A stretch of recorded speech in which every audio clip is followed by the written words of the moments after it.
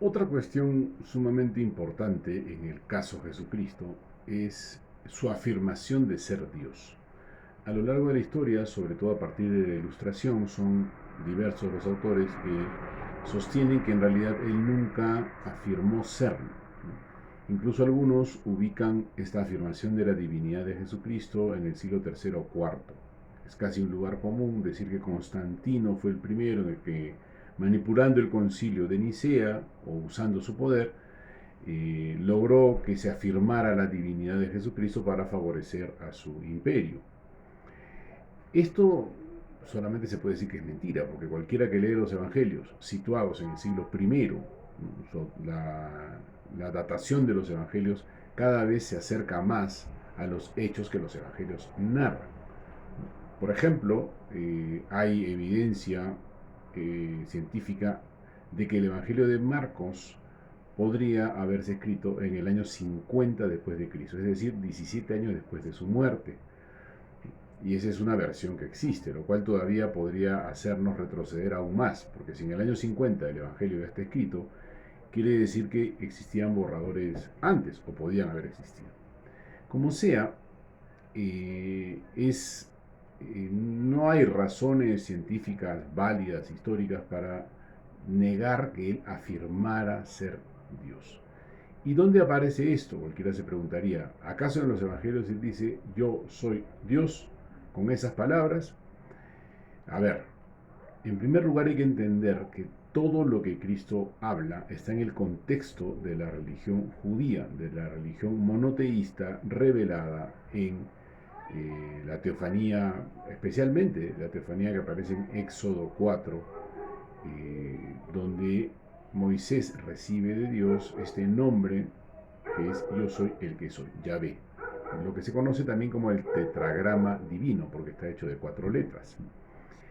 Esta religión revelada en la teofanía de la zarza ardiente es el contexto desde el cual siempre habla Jesús.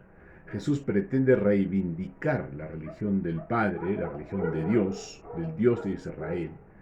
Yo diría, si tuviéramos que decirlo en muy pocas palabras, quitándola de la política y del ritualismo vacío en el cual había caído, para situarla en el corazón del hombre. Esto está especialmente dicho en el discurso de la montaña, especialmente cuando Jesucristo legisla como un nuevo Moisés según el Evangelio de Mateo, Mateo 5. Se les ha dicho, pero yo les digo. Se les ha dicho, el que mate a su hermano será juzgado, será condenado. Pero yo les digo, el que insulta a su hermano, el que tenga una animadversión hacia su hermano, lo llame renegado, es reo del infierno. Se les ha dicho, quien mira a una mujer deseándola, se les ha dicho, perdón, no cometerás adulterio, pero yo les digo, ¿no? Quien mira a una mujer deseándola ya cometió adulterio en su corazón. Este se les ha dicho, pero yo les digo, es claramente una reivindicación de la verdadera fe de Israel.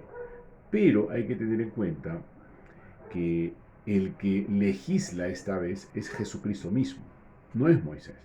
Mientras que Moisés venía trayendo estas leyes de parte de Dios en el Sinaí, Jesucristo mismo, en vivo por así decir, afirma que Él es el verdadero intérprete de la ley. Por lo tanto, la deducción no es tan difícil. Solo Dios puede hacer eso. Después aparecen otros testimonios donde se afirma claramente que es Dios. Por ejemplo, cuando calma la tempestad, los discípulos se preguntan, ¿quién es este que hasta el mar y el viento lo obedecen?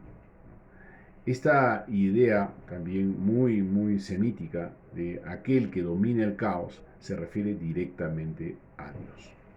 Más adelante, el mismo Cristo en discusión con los fariseos afirma lo siguiente, Abraham vio mi día y se alegró.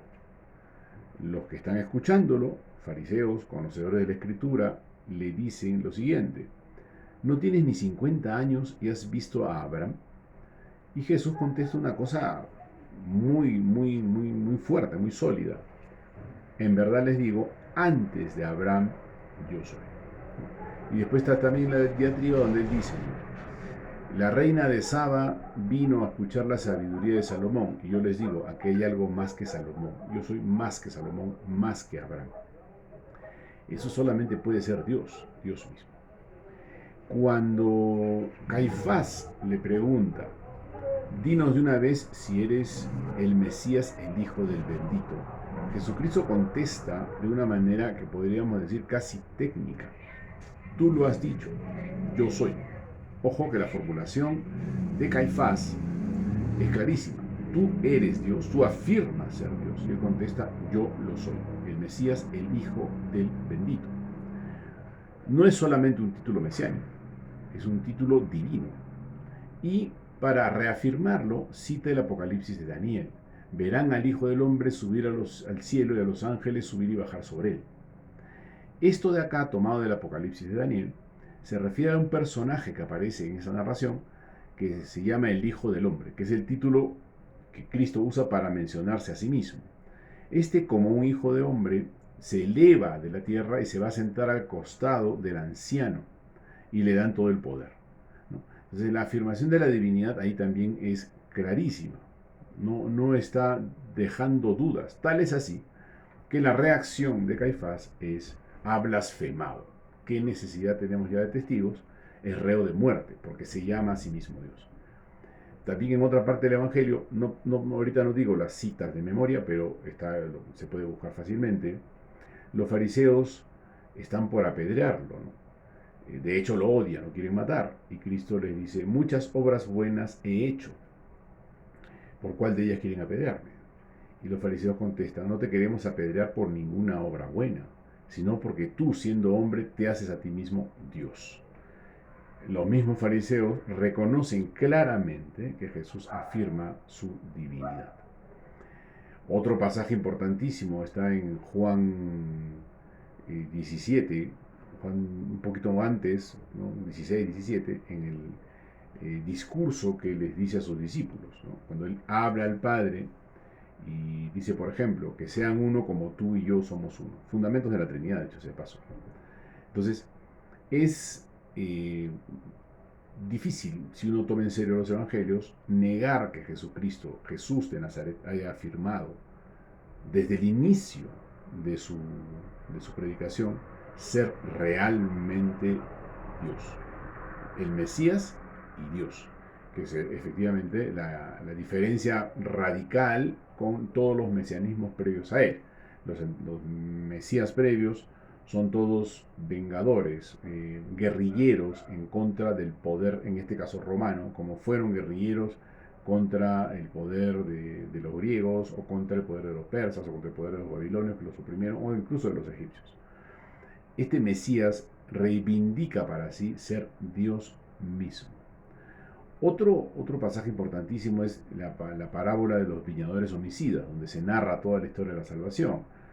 Un hombre plantó una viña, le puso un lagar, una torre para protegerla, se la alquiló a unos viñadores. Los viñadores, en lugar de recibir a los enviados del dueño de la viña, los matan y finalmente matan al hijo. Ese pasaje termina con una expresión bien clara. Los fariseos se dieron cuenta que se refería a ellos. Entonces, este hijo del dueño de la viña no puede ser otro que Dios mismo, porque es un hijo natural, no es un hijo adoptivo o un enviado nada más. Repito, Jesucristo no reivindica ser solamente un profeta. Es reconocido como profeta por todos los que lo escuchan y lo identifican con Elías, lo identifican con Jeremías o con alguno otro de los profetas, porque su lenguaje es un lenguaje muy claro y muy duro sobre la verdad de Dios. Pero repito, la afirmación de la divinidad de Jesucristo viene de los labios mismos de Jesucristo.